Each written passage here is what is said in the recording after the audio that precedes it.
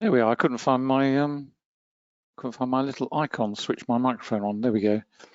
I've actually moved away from oil, moved over onto one of the indices. I've got the NQ here, and it is actually moving, and that's the reason I've moved across, because been waiting for something to move. I'll just pull this over. This is the currency strength indicator. You can see the yen it's been selling off. It's been flip-flopping around. There's a little bit of yen buying coming in. So, you know, there's a bit of indecision going on. There was a nice move high. You can see it here. We've moved into indecision. And what I've got here is 3 Renkos strung across the top, and I've got the equivalent time frames below. So this is 15 second, 30 second, and a minute. So these Renkos, this is the Renko Optimizer, which you can set up to any time frame you wish. So these are basically matched with the time frame below. It's very simple. All you just do is go in and select whatever the time frame is. That's a minute. The optimizer will then calculate what it is. It's changed a little bit. Click on that. There we go. And up comes the equivalent Renko brick size. So that is the you can of course choose your own brick size, but that is the optimal size for the NQ right now in this session, running on a 1 minute time frame. And the reason that it's 17 is basically what that means is that it's the smallest price movement for that particular instrument. We're dealing with ticks here, so that is basically 17 ticks. So you basically divide that by 4. So that's 4 1/4 ticks. Each of these bricks is 4 1/4 ticks here. Over on 13, it's 3 1/4, and over on 9, it's 2 1/4. So that's the number in the box there. So 9 is basically 9 ticks, in other words. So it's 4 ticks. 4 ticks is a point, so it's 2 1/4 points basically. And the beauty of setting up a workspace like this is the indicators work in exactly the same way. So you'll see on your fastest time frame, although this is independent of time, of course, a Renko chart, because there's no time aspect to it in terms of the speed at which bricks are built. But the indicator works in the same way. So you've got, we had the bullish run, then we went into the darker blue, we came into a congestion phase. In other words, we got darker red. We've even gone into brighter red here. We may well come out the other side. What's interesting, however, is when you drop down to your slower time frame, albeit 30 second, the trend monitor has not transitioned. It's certainly not transitioned over on 17, on the 1 minute rather. So, you know, this is what you're doing the whole time. It's using multiple time frames, whether they're Renkos, whether they're time-based charts. And obviously, you've got the same equivalent trend monitor down here, but you've got to remember the timestamp up here is very different to what's going on over here. So you can't match, you know, like for like in that way, because the top chart is moving independently, if you will, of the time-based chart. And in terms of that move, the reason I focused on it was because if I pull over the VIX here on Trading View, the VIX here has been waterlogged. You can see it here. This is on 5. This is where it's been sat pretty much the whole of the session. You know, not a great deal of movement. Then we started to get this little rally, starting to move lower on 3. And then we're starting to see maybe just a sort of down tick on 20. So there is some movement in terms of the VIX. In other words, in terms of sentiment. Just pop that back over there out the way. There we go. And of course, you've got the trend dots here. And what the trend dots do, in combination exactly the same way as on Anna's side, what the trend dots do is they move very close to the price action. They will always transition first. They will change color. But more importantly than that, also, they will move either above or below. So when we're in an uptrend, they will sit below. Then when you start to get these congestion phases building, they will move inside. And if it's a change in the trend, oops, they will change color and then also start pressing down on the bricks. Looks as though we've got a continuation going on. We've changed color here back into darker blue. If we go up into bright blue, the trend dots will be bright blue. We'll carry on pushing higher, pushing higher, pushing higher. So we've had a minor pause point, not reflected in the trend monitor, not reflected in the trend monitor. You know, that's all it's been. So it's a very comfortable way of trading, and using multiple time frames in this way, whether you use them with time-based charts or Renko-based charts, using them with the indicators. The trend monitor was designed with one objective in mind, and that was to help to keep you in a trade. It's as simple as that, none other. If you use it in multiple time frames, it is so powerful, because it will tell you what is coming up at you. And if ultimately that starts to ripple through into your middle lane of your motorway or highway, in this time frame, for example, if this is your trading window, and the other two are your wing mirrors, if you like, then that is so important, because if you're going to see a change in trend here, it's going to go through here if it is a true change, and ultimately through to your slowest. And if it doesn't, if it just flip-flops around in here and ultimately comes out the other side, that's huge. We had no flicker of change here, no flicker of change here. Yes, the trend dots have changed marginally, but they haven't changed over. They've just flattened off a bit. Looks as though we're pushing higher. When you go down onto the time-based charts, of course, what you're looking at is the volume relationship. And once again, what do we see here? This is pretty much what we saw on oil. You see this big spike, and you think, do you know what? Is that anomalous? Is that what I should be seeing? We had the same thing here. Big spike, over it rolls. It's always looking at everything from the perspective of, does this make sense? Is this in agreement, or is this in disagreement? And if it's in disagreement, or it looks peculiar, if it's too heavy or it's too lightweight, then, or the price action's too narrow for the volume, or it's too wide for the volume, then you've got to make a judgment call, and that gives you that priceless information of what you think is like to happen next.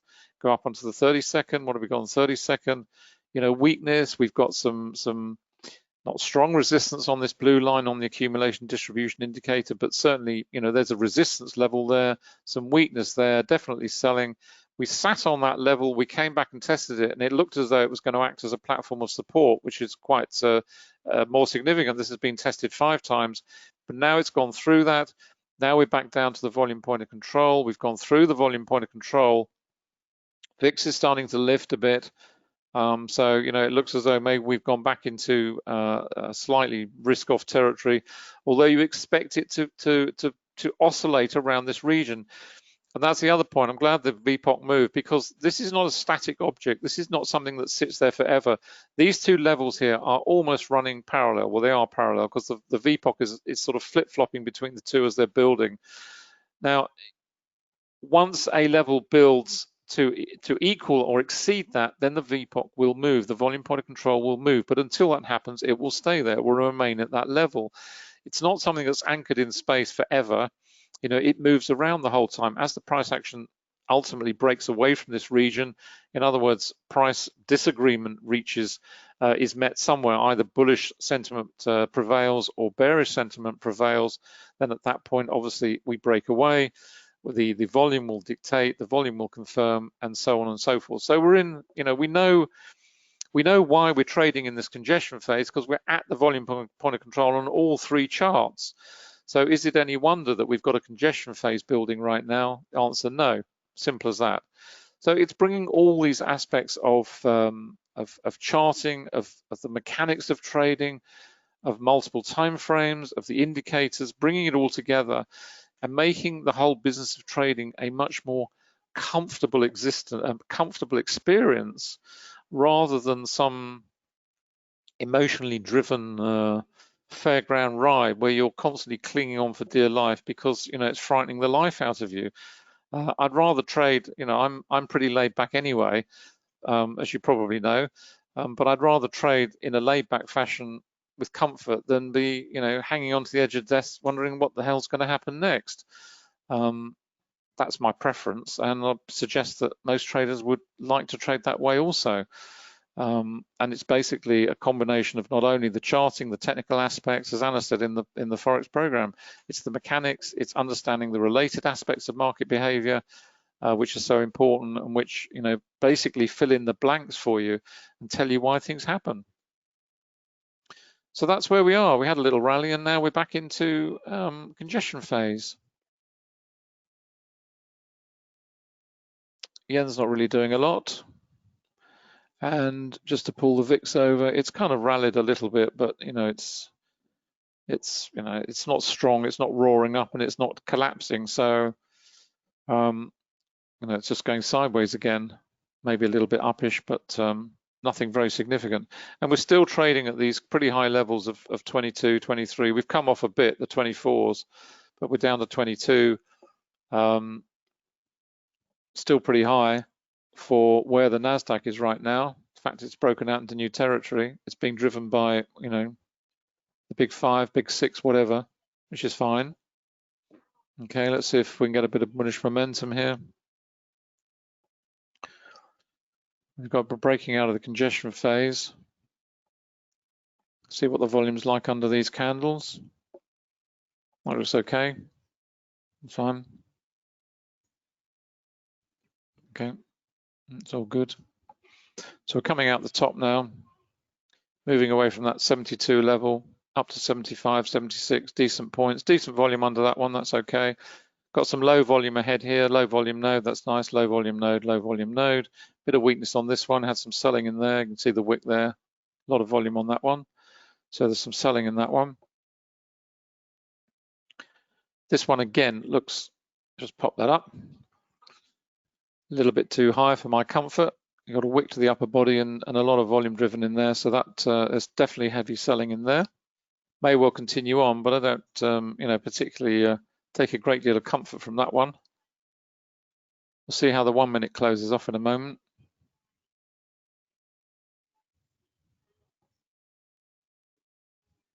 VIX is just going sideways. Okay, well, you can see the volume there.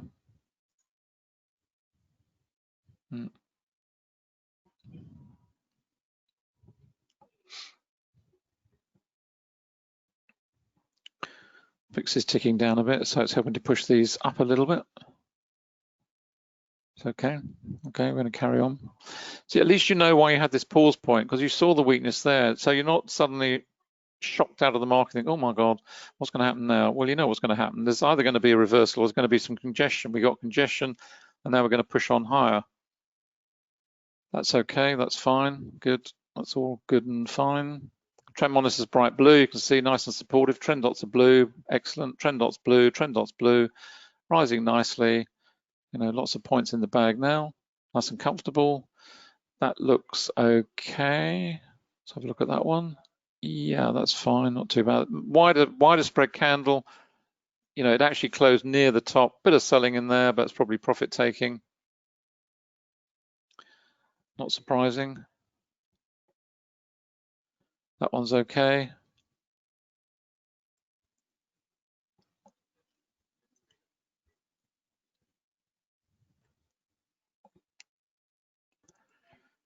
Trend monitor's nice and blue.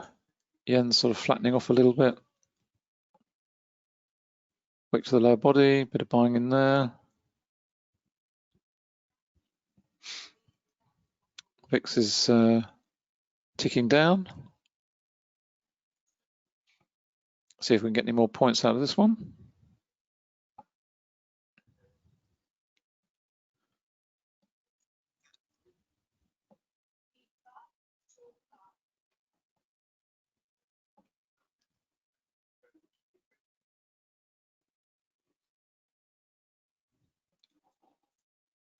Have a look at that one.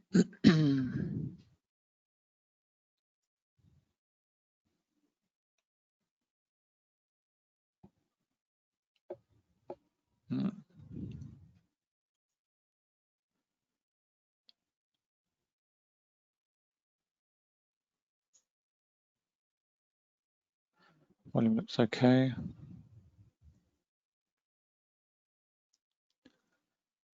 Okay, not heavy selling under that one. It's okay. On up we go, up to 81. Okay, that's fine. Want to break through this 81 region on the 15-second and really across all three actually. A bit more comfortable then. Once you get to 82 and 83, you're okay. There we go, 82, that's fine. That's okay. Rising volume on those two, it's nice. Price action's up. That's okay, it's fine. Trend dots are nicely supportive underneath. Blue, blue, blue, blue, blue, blue, blue is the color.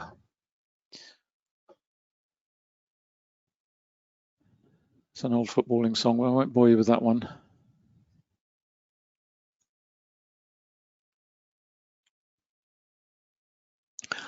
Okay, now we've got a 2-bar reversal on that one. Don't like the look of that. You've got a pivot gone in on the top there.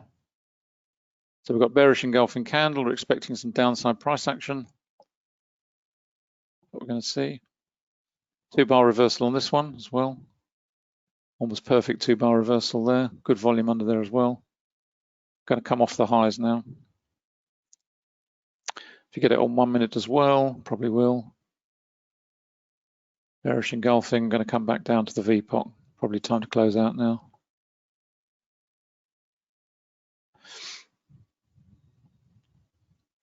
VIX is still trickling down.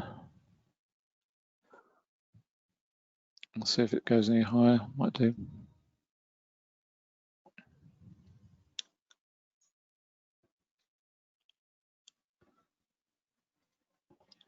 Yeah.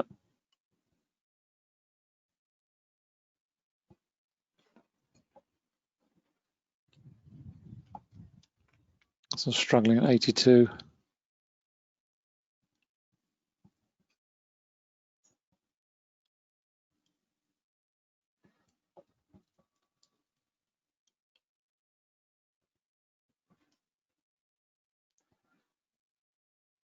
Hard work.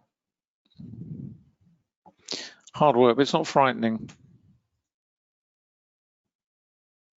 It's just picking the timing that you are comfortable coming out, and if you're trading multiple lots then, or contracts, how many contracts you're going to leave running, or you're just going to take the whole lot out and just wait for it to pause. You've got the VPOCs up here now, so no great surprise. This 2-bar signal here was good enough. Good enough warning. More weakness here, decent volume under here. And if it's going to go anywhere, come back to the VPOC again at 68.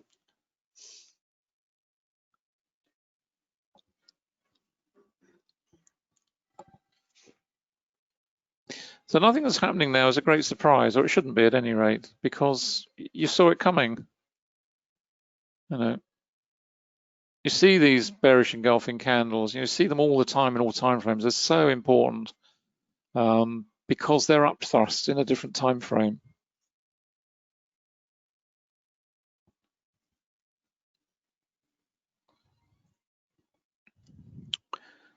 The one there was, as I say, it was almost perfect. Came out fine. You're happy.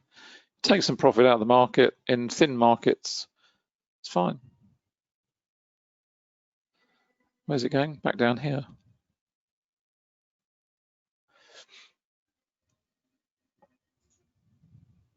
And that's how powerful these indicators are. If you use them in this way, that's the sort of trading that I do, that Anna does. It's very comfortable. It's pretty relaxed. You know what's going to happen next because the market's telling you that, the indicators are telling you that. And I hope that just that simple little demonstration there in real time just gives you a sense of what it's like to trade. It's not, as I said earlier, it's not, hanging on to the desk for dear life and sending up the odd prayer when things, go sideways. It's just reading the chart, seeing what's going on, what's happening, where's it like to go? Is there enough in it for me to take a trade or not? Am I comfortable taking it? And if not, let's just stay out and wait for something better to come along. You can see the yen moving sideways. VIX is starting to tick up again a little bit, which is why we're seeing this little bit of a sell-off at the moment, a little bit of weakness coming in. You've got a bit of buying coming in here. So, maybe it's going to tick up a couple of points. So there we are. We've gone way over time. Sorry about that. Any questions? Nope, that's great. Okie dokie. There we go. Just to point you, there we are. There's the Forex trading program. Anna's already explained where that is. That's Quantum Trading Education. You can find all of Anna's books and all the analysis we do. We've been banging on about gold and silver for goodness knows how long, bullish on it. And of course, everyone's jumping on the bandwagon now, but hey ho. There we go. So you find all the analysis over there. All the books are up on Amazon, either in Kindle or paperback.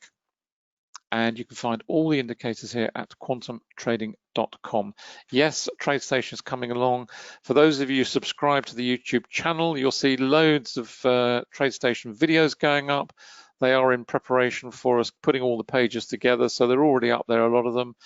You know, head on over there. And despite the fact they're on TradeStations, there are some good lessons in there. So whatever you're trading, whatever platform you're using, the lessons in there, the use of the indicators, they are common to all the platforms. So please head over and have a look at them if you have 5 minutes. If you're not subscribed, please just subscribe, then you'll get them automatically. So there we go. I hope you've enjoyed today. Enjoy the rest of the trading session. Enjoy the rest of the trading week. We've got NFP tomorrow, and that will no doubt be the usual fun and games. So stay safe. Hope you're all well, and you know, just enjoying the trading in the middle of summer here, which is always good fun. We will be back on Tuesday for the London Forex session at 7:45 UK time, and we look forward to seeing you there. Otherwise, we will be back at the normal time here on Thursday at 5:15 UK time. So thanks for coming along. I hope you've enjoyed it. Hope you've learned something that perhaps you didn't know before you came along. And we will see you next week. Have a great weekend. See you soon, and bye for now.